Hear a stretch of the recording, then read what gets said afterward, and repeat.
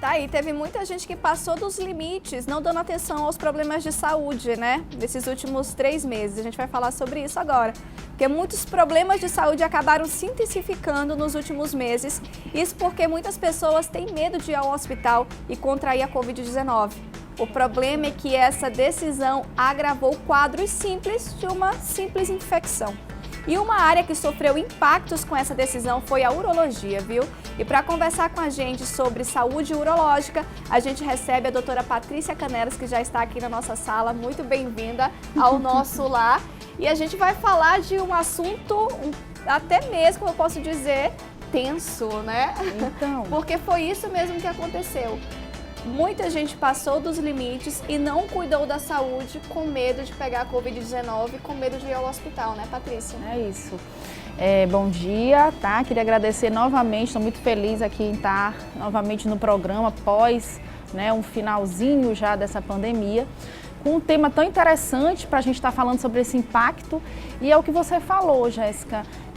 O que a gente tem percebido agora é uma demanda reprimida, né, de muitos pacientes que, na verdade, deixaram de se cuidar por medo, por desinformação, né? Porque, na verdade, o coronavírus, toda essa pandemia, ela criou um verdadeiro pânico na sociedade.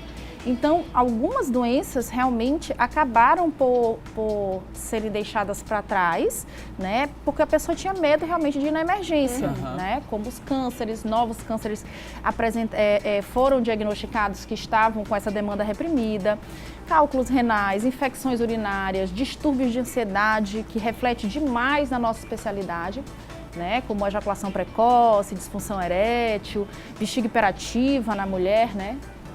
Entendi. Agora, essa pandemia também trouxe assim uma colaboração muito grande dos profissionais de saúde e diversas especialidades, né, urologistas, enfim, médicos de diversas áreas, não necessariamente infectologistas, né, somaram ali, tiraram dúvidas da população e talvez por isso as pessoas tomaram conhecimento de forma instantânea e criaram ainda mais medo do vírus, né, da Covid-19, mas quando se fala de impactos, né, porque, por exemplo, o cidadão que já tem algum problema, né, no rim, na urina, né, foi também um desafio para descobrir se esse vírus podia causar algum dano para esses pacientes que já convivem com algum problema renal ou algum problema que precise de um urologista?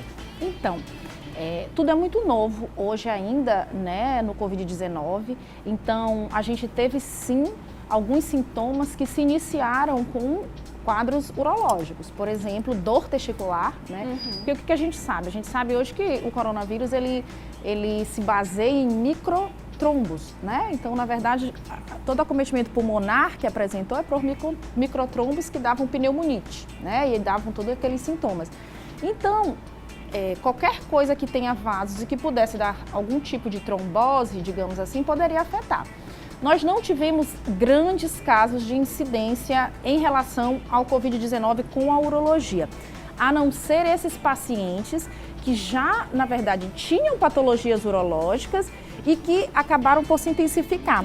Eu dou muito exemplo, por exemplo, pacientes com infecção urinária de repetição. Sim. Outro dia eu estava conversando na rádio exatamente sobre isso. Os próprios profissionais de saúde, né, que teriam que estar ou têm que estar, todos, principalmente as mulheres, paramentadas com máscara, né, com todo o EPI, aquele macacão, aquela coisa. Então, elas demoravam até 6 horas para ir no banheiro. Caramba! Né? Por quê? Porque tu imagina ter que tirar tudo aquilo, o EPI é um instrumento caro, então muitas das vezes a mulher ia deixando.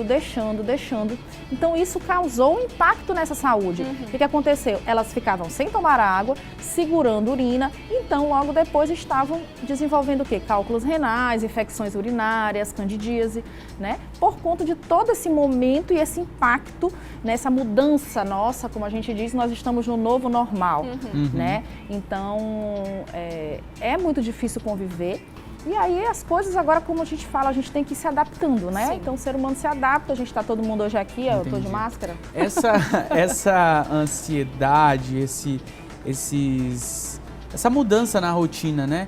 Ela é capaz de trazer alguma alteração no fluxo urinário, alguma alteração, tipo você falou de bexiga, né? Hiperativa. Bexiga hiperativa. E isso pode acontecer? Você desenvolveu algum problema ou como é que funciona isso? Olha, o que eu sempre falo, o que aconteceu nesse período? Nós saímos da nossa rotina normal, nós estávamos apenas dentro de casa, se alimentando de forma incorreta, diminuindo a ingesta de água adequadamente, comendo muita coisa açucarada, né? Não praticando atividade física, criou-se esse medo de sair de casa, a gente via parentes, conhecidos, pessoas todas passando mal, morrendo e a gente sabia notícia aqui, notícia ali.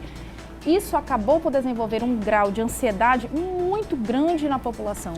Isso refletiu muito na urologia. Quando a gente retomou as atividades, agora em junho, a grande demanda que a gente recebe até hoje são praticamente de pacientes que já tinham algum problema e que se intensificaram. Eu recebo pacientes no consultório que começam a chorar, falando. Por quê? Porque a gente fala para eles, por exemplo, que tem que praticar atividade física, voltar a tentar praticar atividade física, tomar mais água, procurar um médico quando tem a necessidade. A gente precisa, diagnosticar os pacientes, por exemplo, oncológicos, pacientes com câncer. Então, a gente recebeu vários pacientes com câncer de pênis, com câncer de próstata, que não vinham. E a gente perguntava, por que você não veio antes? Ah, doutora, eu estava com medo das emergências, porque as emergências estavam todas voltadas para um Covid-19, então eu estava com medo de me contaminar. Eu operei um cálculo semana passada que a paciente estava 15 dias com dor. Eu disse, mas 15 dias foi separado, sabe? A urgência urológica continuou. Mas não, o paciente preferiu não ir, passar 15 dias com dor, isso poderia ter prejudicado o rim dele, poderia ter obstruído, ele poderia ter sangrado, entendeu? Porque não procurou. Então, assim, o impacto foi realmente e ainda está sendo muito grande, eu acho que todas as especialidades, na verdade, né? Entendi. Agora eu queria que você fizesse um resumo, se possível, Patrícia, da gente falar desses efeitos, as doenças que estão aparecendo no consultório, que podem provavelmente aparecer para o sexo feminino, né? E também para a gente poder listar, se possível, para o sexo masculino. Para que os telespectadores que estão assistindo a gente, que estão através dessa conversa, sentindo alguma coisa, já se atentarem, já para fazer a consulta com o especialista. Certo. Com relação às mulheres, você falou um pouquinho das próprias mulheres que estão trabalhando na linha de frente, que não estavam bebendo água, né, evitando ir ao banheiro. Você falou da infecção urinária. Infecção urinária, cálculo renal. Cálculo renal. Né? E a bexiga hiperativa. Bexiga hiperativa. A bexiga hiperativa, então vamos lá. Nas mulheres, vamos organizar.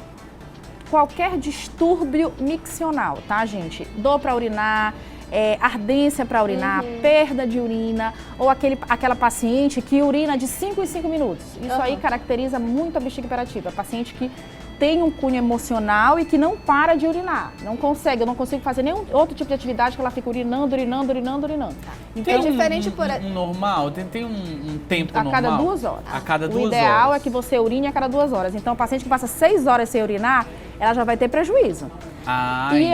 E aí, a bexiga hiperativa é o contrário. A paciente urina, 2 em 2 minutos, ela não consegue terminar uma atividade. Independente, por exemplo, se ela bebe pouca água ou muita água. Ela é uma questão que a gente não diz emocional, mas ela tem um cunho psicológico. Entendi. Então, o órgão de choque dela vai ser a bexiga. Então, ela não consegue terminar uma atividade, certo? Os homens, a gente fala para voltarem a procurar para fazer as suas rotinas, tá? Mas qualquer paciente que esteja com qualquer lesão no pênis, sangramento na urina, dificuldade para urinar, fazendo força para urinar, certo?